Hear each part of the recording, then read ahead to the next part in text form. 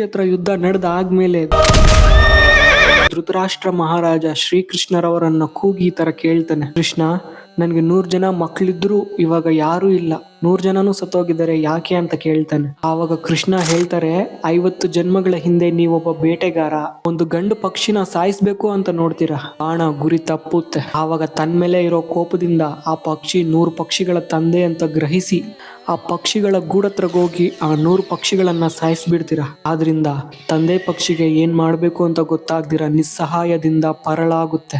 100 ಮಕ್ಕಳನ್ನ ಕಳ್ಕೊಂಡ ಆ ತಂದೆ ಪಕ್ಷಿಗೆ ಎಷ್ಟು ಬಾಧೆ ಆಗಿದೆಯೋ ಇವಾಗ ನಿನಗೂ ಅದೇ ಗತಿ ಬಂದಿದೆ ಅಂತ ಹೇಳ್ತಾರೆ. ಅದು ಸೇರಿ ಇದಕ್ಕೆ 50 ಜನ್ಮಗಳ ಕಾಲ ಯಾಕೆ ಇಡಿಸುತ್ತೆ ಅಂತ ಧೃತರಾಷ್ಟ್ರ ಮಹಾರಾಜ ಶ್ರೀಕೃಷ್ಣನನ್ನ ಕೇಳಿದಾಗ ಆವಾಗ ಕೃಷ್ಣ 100 ಜನ ಮಕ್ಕಳನ್ನ ಪಡ್ಕೋಬೇಕು ಅಂತಂದ್ರೆ ಅದಕ್ಕೆ ಪುಣ್ಯ ಕೂಡಿಕೊಂಡಿರ್ಬೇಕು. ಈ 50 ಜನ್ಮಗಳಲ್ಲಿ ನೀವು ಪುಣ್ಯ ಕೂಡಿಕೊಂಡಿದ್ದೀರಾ, ಅದಕ್ಕೆ ನಿಮ್ಗೆ 100 ಜನ ಮಕ್ಕಳು ಹುಟ್ಟುತ್ತಾರೆ ಅಂತ ಹೇಳ್ತಾನೆ. ಈ ಎಂಟೈರ್ ಇನ್ಸಿಡೆಂಟ್ ಇಂದ ಒಂದು ಮೆಸೇಜ್ ಕೊಡುತ್ತೆ. ಅದೇನಂತಂದ್ರೆ ಕರ್ಮ ಅನ್ನೋದು ಖಚಿತವಾಗಿ ಬಂದೇ ಬರುತ್ತೆ, ಅದು ಬರೋದು ಲೇಟ್ ಆಗುತ್ತೇನೋ ಅಷ್ಟೇ, ಬಂದೇ ಬರುತ್ತೆ.